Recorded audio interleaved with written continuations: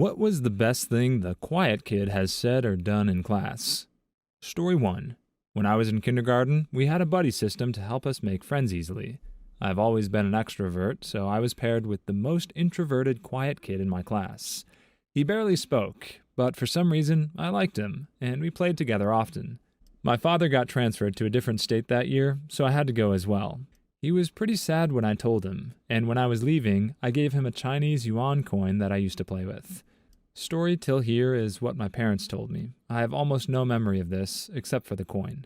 7 years later, I was in 6th grade, and my dad had just gotten transferred to a different state again. I was short and chubby back then, and I used to get picked on by the class bullies. I expected it to be better when I moved, so I was pretty happy. When I started at my new school, it was basically the same thing all over again, just different bullies doing the same thing. We had lunch breaks out in the open, and during one such lunch break, I tripped while I was walking and bumped into one of my bullies and made him drop his lunch. You guessed it right, they were not happy. They ganged up on me and started shoving me pretty hard. Thankfully, the break was over, so they stopped and headed back to class. Little did I know, they planned to humiliate me in class. The guy who got splashed was the same quiet guy from earlier. He didn't know who I was, and neither did I at first. I found out later when I saw the yuan with him. He had his mom stitch it to his backpack. World is a small place indeed. Edit. Wow, didn't expect this one to blow up. Thanks everyone who likes it. For those who are calling the story a fake, I'm not sure how I can prove it to you, to be honest, so I'm not going to try. Edit 2. The coin was a yuan. I've been calling it yen for a long time, and it kind of stuck. My apologies. Also, I got the coin back when we had to part ways again when my father got transferred about 3 years after this incident. Story 2. Sorry if this is anticlimactic. It was something that was a lot better if you went through it. There was a quiet kid in my class, and he always got up 5 minutes before class ended every day, like to the exact second. One day he got up 20 minutes before class, and I kid you not, the whole class gasped. When the teacher asked him where he was going, he responded, "I need to go check my blood sugar a little earlier today because I'm going home early to visit Disney." Kid was so quiet, no one even knew he was diabetic. He didn't mention it ever. A lot of us don't like to bring it up. People ask annoying questions, try to stop you from eating things, or explain how their uncle's brother's cousin's former roommate totally cured it with kale chips or whatever, and we'd just rather not deal with that. I never bring it up unless it's immediately relevant. Reasonable. My friend Robbie was diabetic in 3rd grade. He was always pricking his fingers and taking things for his blood sugar. He was so much more mature than everyone else, by a long shot too. I think that maturity has something to do with all the things he had to keep up with at that young age. There are a million things you don't know about people at any given moment because they prefer not to bring them up. This doesn't always just go for quiet kids. For instance, there was one kid at my school that had about 5 surgeries for a knee issue. When he wasn't in a wheelchair or using a cane around the time of his surgeries, you would never know he was in pretty much chronic pain. But when he had the cane or the chair, people would ask bizarrely personal questions. Imagine being asked at least once a day how you go to the bathroom. He also had a lot of people who would tell unsolicited stories about the worst time they ever got injured. Sometimes when someone has to deal with ongoing medical issues, the last thing they want is to spend all their free time talking about it. Never assume a person has it easy just because they aren't seeking attention by constantly broadcasting their difficulties. Story 3. Beat the heck out of the kid that kept poking, touching, and slapping at him. I think it was around the 7th time he said, "Dude, please stop," before the blood came. I'm studying to become a teacher in the near future, and I'm afraid this happens in one of my classes because I wouldn't stop the quiet kid and probably lose my job in the end. This dude got enough chances to stop. He was basically asking for it. Edit. Number 1, holy heck, I get it. I mistyped loose. But anyone doubting my teaching skills because I got a typo on a comment is a moron. Number 2, I'm from Germany and I will be teaching biology and math, so relax. Are you going to teach in America? Because if you are and you go to teach for the public education system, you, my friend, won't ever have to break up a single fight. Even lots of elementary schools tell teachers not to break up fights, and all the students in elementary schools are still kids. Not teenagers, but kids. Story 4. A girl that used to sleep during class went to the director's office because there was too much noise in our philosophy lecture. Next class, right after she started sleeping, the quiet kid woke her up and warned her he wasn't going to let her sleep ever again. Legit, because I care about my peers and don't want you to fail. They're a wholesome quiet kid. Reminds me of this girl in my graphics class. The first time she conked out, I tried to wake her up, and after class, she explained that she had narcolepsy. I didn't tell her she couldn't sleep, though. After that, if she fell asleep in class, I just gave her a recap afterwards and let her copy my notes. Story 5. 6th grade science class, the teacher was out of the room and we were messing around with hot plates. While messing around, one of my classmates burns his hand pretty bad on a hot plate and has to go to the nurse. Right after he leaves the room, quiet kid enters and casually says, "Smells like burnt flesh in here," and just sits down like it was nothing. Everyone turned and just stared at him. Unrelated because I wasn't the quiet kid, but one time I walked into my German class a bit early. "It smells like purple in here," I immediately comment out loud. My teacher gives me the strangest look. She said they were using dry erase markers on whiteboards today. They weren't scented markers, but all of them were purple.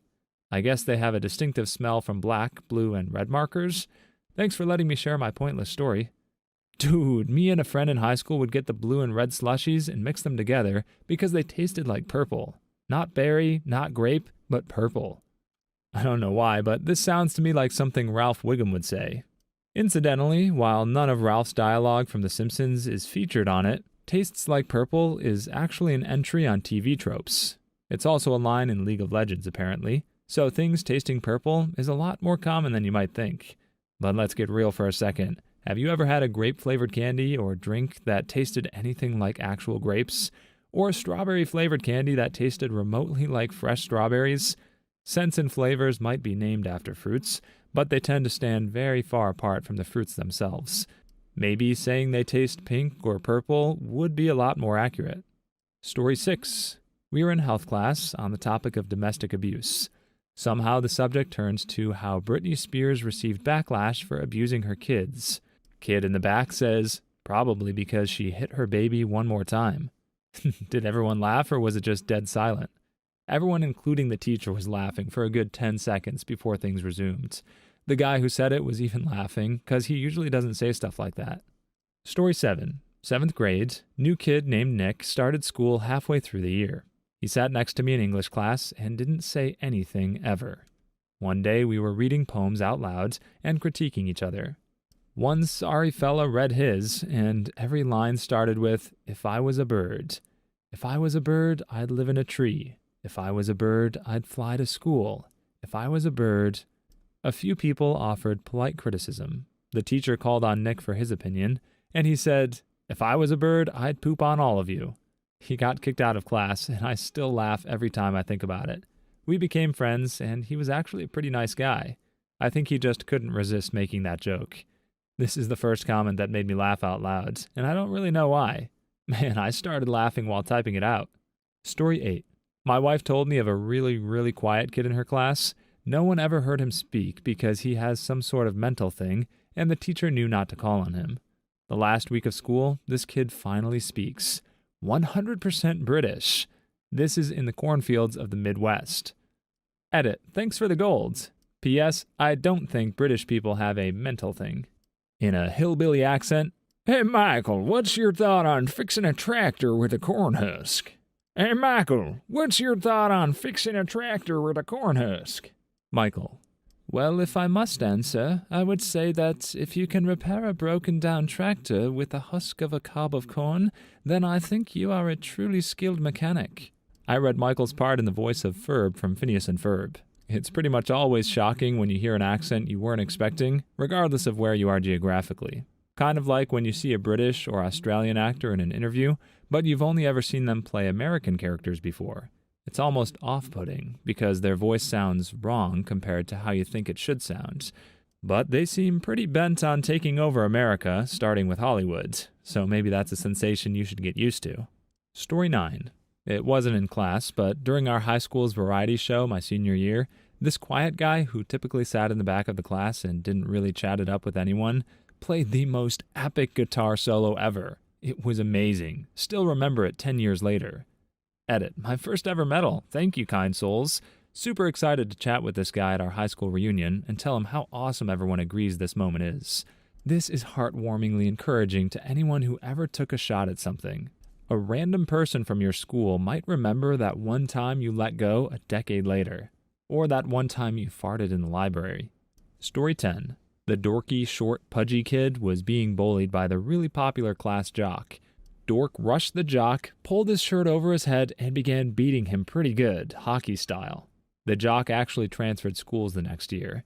Not sure if it was because of that or what, but he wasn't popular anymore. Yeah, being a bully only really works if everyone is afraid of you. You get your head kicked in by your victim, you lost any respect your behavior gave you. This is 100% true. I remember freshman year, some kid kept being a total jerk to me all the time. He would insult me, knock my boots out of my hands, shove me. Well, one day he stole my pencil, ran off and broke it. By then, I was absolutely done with his BS. So I slammed him into the wall, and he never bullied me again. He actually came at me all big after that, but I stepped right up and literally said, "Go ahead, hit me." And well, he hit me in the shoulder, and honestly, he hit like a girl. Story 11. There was a girl who went the entirety of middle school never speaking a word unless absolutely necessary. One day, the class was being rowdy while the teacher was out of the room, and in the raspiest, deepest voice ever, yelled, "Shut up!" We all shut up. I immediately imagined this girl to look like a female Chester Bennington. I can hear Chester screaming the now. Story 12. Smart, nerdy, quiet kid in the front of class always answered questions correctly when called on. One day the teacher calls on him, and before he even answers, the teacher just lazily says, "Correct," and turns back around to write on the boards. The second the teacher turns around, the quiet kid just rockets his pencil upward into the ceiling like an arrow. The teacher doesn't notice. It was just such a sudden, unexpected act of rebellion from the quiet kid that never said anything. The whole class saw it, and by the time the teacher turned around, the quiet kid was playing it cool as ice and taking notes again. The teacher doesn't notice. Finally, the teacher turns around again to ask another question, and the entire class is trying not to laugh, and everyone is trying not to look at the pencil stuck into the ceiling. The teacher still doesn't notice. A couple of people laugh, and every time the teacher asked, "What is so funny?" the situation became even more hilarious. Finally, the teacher turns around again and continues the lesson, completely oblivious. It was a boring math class, and it was the funniest thing that happened all year. Reminds me of when we passed around a note that said we should all drop our pencils at exactly 12 o'clock. Even the really good kids didn't tattle, and the sub was like, "What the F?" Scandalous. This actually doesn't surprise me too much. A lot of smart kids are quietly rebellious. Not all of them are suck-ups. But some teachers will treat them like they are, playing favorites with them, which can naturally hurt their social lives if other students see it. Additionally, some kids actually value being held accountable. If the teacher just lazily mumbles correct and turns back around, he can't be sure if he's actually learning anything. So it doesn't surprise me in the least that the kid would be bothered enough to act out. If the teacher doesn't like not knowing why people are laughing, maybe she should be paying more attention to what's happening in her own class. Story 13. I used to be the quiet kid who didn't say much in class. I was also known as the one girl who was pretty good at drawing. I don't know if this would be considered the best thing I ever did, but I do remember something I am somewhat proud of. For my 11th grade English class, we read through Shakespeare's Macbeth, and the project for that module was a creative project that incorporated the themes of the play. Two of those themes were internal/external heck and torture for some reason. We had to present our projects to the class. So my 11th grade self decided to take all the characters in Macbeth and draw them as tortured spirits, connected to a specific medieval torture method. So Macbeth was drawn with a prisoner's collar, a device that was used to prevent sleep, just like he was deprived of in the play.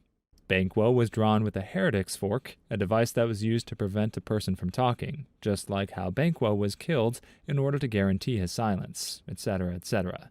I got an A+ on that project, but the presentation of it to the class certainly earned me a few stares. Whoops. For the record, you can actually buy a heretic's fork on Amazon. Based on the pictures, it looks like it's being sold specifically for use in the bedroom. There's a lot about BDSM that I didn't know, but the fact that they apparently use medieval torture devices as playthings ranks super high on the list. Please like and subscribe if you've made it this far. I hope you'll enjoy the rest of this video and have a wonderful day. Story 14. I was best friends with a quiet kid in high school. He spoke to me almost exclusively, and quietly enough that others rarely noticed. One day, the loud girl noticed. "Oh my God, he talks? I haven't heard you talk since 6th grade." Without looking at her, he leans in real close and whispers something to me.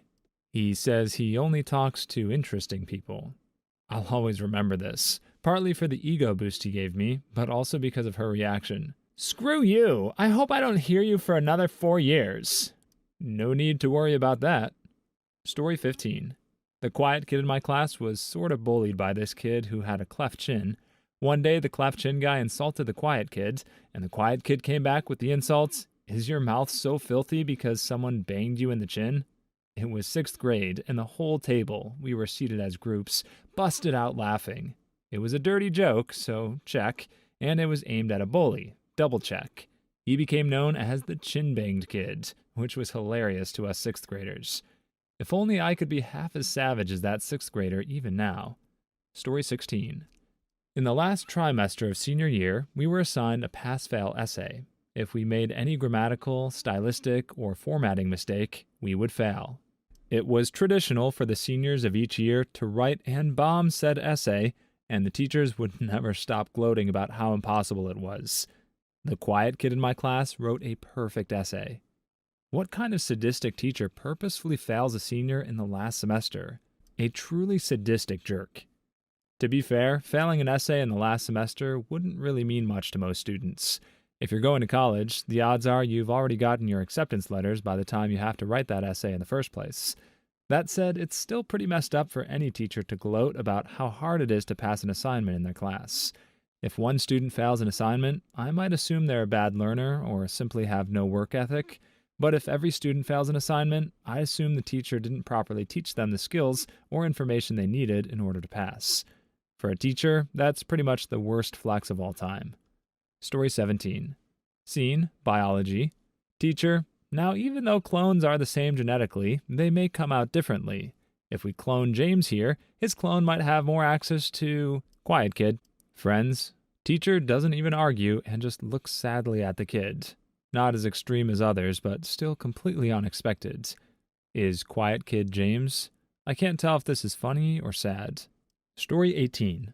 This one kid in high school said he wanted to go to Harvard, and this quiet dude in the back of the class said, "Harvard? No, Stewart's maybe." Stewart's is our local cosmetology school. Whole class lost it. Around here, Stewart's is a convenience store chain, so that would have been extra brutal. Something that hasn't been really addressed is that being the quiet kid doesn't automatically make someone sympathetic. This feels like that movie Booksmart or Hocus Pocus 2, where the main characters act like someone else is stupid and mean, when really they're just super judgmental and totally full of themselves. Sometimes the quiet kid has no friends because they aren't a very good one themselves. Story 19. Classmates used to throw crumpled paper balls at her every day because they knew she wouldn't react. One day she started picking them up, spitting on them, and throwing them back. The teacher just smiled and watched. Edited to add context, the teacher was no nonsense and regularly yelled at and gave detention to those bully kids. But being bullies, none of that ever stopped them. So when Quiet Girl decided to step up, he just let her do her thing. I like her. I like the teacher too. Story 20. I'm tired of this crap, while unzipping his backpack. Takes out pillow, goes to sleep. Dreams about shooting up the school. Story 21. Quiet kid in my theater class, there for the crew type jobs. Our teacher asks us questions daily, and the day's question was, "What's your favorite Easter candy?" or normal candy if you don't celebrate. One kid said chocolate bunnies, and the teacher asked what they liked it filled with. Kids chimed in with stuff like peanut butter or marshmallow cream. But this girl just says, "organs," in the most monotone voice imaginable. And that girl's name, Daria. Honestly, I expect nothing less than organs from high school theater kids. That scene is something else. Sometimes quiet people are the funniest, solely because you can almost always rely on them not to laugh at their own jokes. There's something about a dry delivery that just makes a lot of jokes land harder. Someone yelling all their jokes at you for 30 seconds doesn't make their jokes funnier. It works for some people, but you really need a certain type of character to pull that kind of thing off. There's a reason Dennis Leary and Sam Kinison are legends, while Carrot Top and Andy Dick are just, well, I guess they're actually pretty successful. But so is Nickelback, so success really isn't everything. Story 22. My friend was the quiet kid. In high school drafting class, back when drafting was done on paper, there was another kid harassing him from across the room. He took his T-square, about 2 feet long, made of wood, sharp edges, and whipped it across the room, hitting his harasser square on the side of the head. The resulting head wound required several stitches. I guess that set him straight. Story 23. When I was a kid, I was obsessed with The Simpsons, and one day I kept narrating everything in the Duffman voice. Duffman says, "Oh yeah," etc. Eventually, the quiet kid next to me stood up and screamed, "Shut the F up! I don't give a frick what the Duffman says!" He got in trouble, and I didn't, because the teacher hadn't heard any of my Duffman quotes. I still think about him sometimes. I'm sorry, man. I was being so annoying, and you didn't deserve to get in trouble. Story 24. Not in school, but I teach middle to high school kids, 13 to 17, how to umpire baseball games. There was this one kid, 13 years old, who was very quiet, reserved, and shy, and I thought, this is not the vocation for him. A week later, I swing by the field to evaluate him and see if I can help him with anything. I arrived about 5 minutes after the game started, and I could hear loud, confident, and definitive calls coming from this kid. I was floored. His mom came up to me and said that becoming an umpire has completely changed his personality. This is such a happy little story. I'm so glad he found a hobby that helped him flourish. This is one of the most intriguing career paths I've ever heard of. How many kids in one area are signing up for lessons on how to be an umpire? That's like watching The Dark Knight and deciding you want to dress up as Jim Gordon for Halloween. I know there are obviously people who grow up to be umpires, but I didn't think they made that decision as teenagers. I figured they were people who liked baseball, but either couldn't play or didn't want to spend their golden years with constant shoulder injuries. Apparently, I had that wrong. Story 25. We had a kid at our high school who refused to speak for the entirety of our high school career, even if a teacher called on him. The day we graduated, he spoke for the first time. His reasoning for his 4 years of silence was, just because I could. Absolute madman. R/mad lads. Story 26. A little short blonde girl with a really high-pitched voice read a poem she wrote about how death is inescapable and everyone will die. That's my girl. AP Bio. Story 27. My sister told me about a quiet guy that asked to go to the bathroom, but the teacher refused, and so he just stood up and relieved himself in class. Ultimate power move. Mark territory to assert dominance. Story 28. Sell drugs. He was the typical quiet, good kid who always made good grades. He was also the best drug dealer at our school. Since all the teachers saw him as this innocent angel, he never once got caught. Can confirm, if you're innocent looking and quiet, you can be the best drug dealer ever. Being a sloth would be a benefit as well, I imagine. The even better news is that if the kid ever gets caught, he'll be excellent at keeping his head down in jail. Seriously, so many people get caught for things simply because they can't help drawing unwanted attention to themselves. If you want to get away with things, staying quiet and keeping your grades up is the way to go. The DARE program teaches kids to stay in school and not to do drugs, but they forgot to teach kids how easy it is to just do both. Story 29. Mean girl told quiet friend she was going to beat her up in the parking lot the next morning. Half jokingly, I said, grab that chick by the hair and feed her some uppercuts. Next morning, I pull in, and lo and behold, she's got the half-conscious, mean girl by the hair and is absolutely destroying her. Realized I never told her when to stop, and jumped out of the car and broke it up. Story 30. Professor was talking about the personalities of different cities and says something like, some cities have a lot of personality and talk a lot. Some cities whisper, and some cities don't seem to be saying anything at all. At which point, this quiet kid who had never uttered a word says, almost under his breath, Topeka. That was all. Kid had some feelings about Topeka, Kansas. It's hot in Topeka. Story 31. There was a fly in the room. He threw his pencil straight up and freaking skewered the fly, and the pencil got stuck in the ceiling. It was those really weak plaster tile things, but it was the coolest thing I've ever seen. I wish I could go back in time and record it. I probably wouldn't believe this, but my brother hit a fly with a rubber band while it was flying. The chances are low, must have been a really sharp pencil. He must have practiced. Good job, fly impaling kid. This is a cool story, but it's also a bit worrisome. With all the legacy sequels and prequels getting released on streaming services lately, this story is just begging for them to give us a Mr. Miyagi origin story. I know a lot of people like Cobra Kai, but I don't know if we really need Netflix to start pushing their luck any further than that. And holy chopsticks, apparently Ralph Macchio is already pushing Netflix to make this. Thanks a lot, Reddit. Story 32. It was me. I didn't say anything. Please move on. Story 33. Quiet kid in summer school was being constantly bullied by the loud kid behind him. Loud kid calls the quiet kid a very uncool name. Without missing a beat, and in the flash of a second, kid spins, sticks a pencil completely through the guy's hand, and sits back frontways. It was so quick, we were not even sure it happened, except for the pencil stuck in the other guy's hand and the screaming and blood. You went to summer school with John Wick? Dude's name was Hunter. Stabbed old Robert right in the hand. Epic. Story 34. Once it was right before winter break, and just as the bell was about to ring to end class, our teacher cut in with, "Oh, I forgot, you have homework over the break." Everyone groaned, and even the quiet kid in the corner let out a, "What an a-hole." Well, teacher heard it and said, "What did you say?" to the kid. To his credit, he put his head up and loudly said, "What an a-hole." We all started cracking up, and the teacher's face turned so red. I caught up with the kid after the break, and his excuse was the teacher already heard it anyway. I wasn't going to get away with it. So since he asked, I answered. What a legend. Megaphone clicks. "How would you like to suck my balls, Mr. Garrison?" The kid honestly had a point. It sounds like he was going out of his way to act out, but he probably hadn't banked on the teacher hearing them. Once the cat was out of the bag, then backing down just would have made him look like a coward. And that can hurt your reputation at school, which always feels like the most important thing in the world until you graduate and realize it didn't actually matter one iota.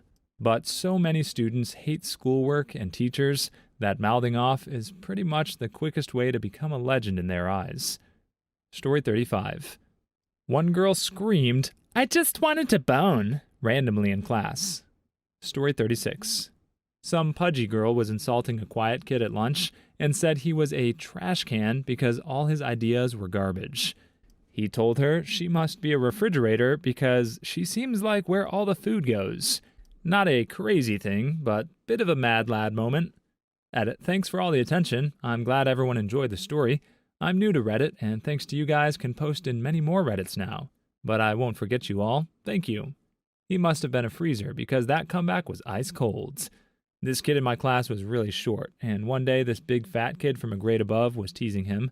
Fat kid says, "You're the size of my leg." Little guy goes, "You're like the size of my house." We about lost it. Story 37. In college, my friend Harry was the quiet kid, but one day, in the dead silence, he randomly said, "Oh, if I were a turtle." Edit, thanks for my first silver. Also, the replies are hilarious. Turtles are the superior form of life. I mean, my turtle lives a happy life, has a huge tank to scurry around, some big goldfish to look at, and spends most of his day basking and watching TV with me. Sounds like a good life. Story 38. One kid would be able to have super quiet phone conversations with his mom during class. Everyone right next to him would know he was on the phone, but the teacher and the rest of the class had no idea. Granted, these weren't long convos, but they were still hilarious to witness. That's one thing that can be a lot of fun about sitting next to the quiet kids. They get away with saying and doing pretty much whatever they want because nobody hears them. So when you actually do get to bear witness, it feels like you're in on some kind of inside joke that nobody else knows about. While some of these stories were noticed by the whole class, a lot of them were never known or told by anyone but the OP telling them and maybe one or two others. That makes this a pretty great thread if you're a fan of people watching. Please leave your stories in the comments. I'd love to make a video of them in the future. Also, don't forget to like and subscribe.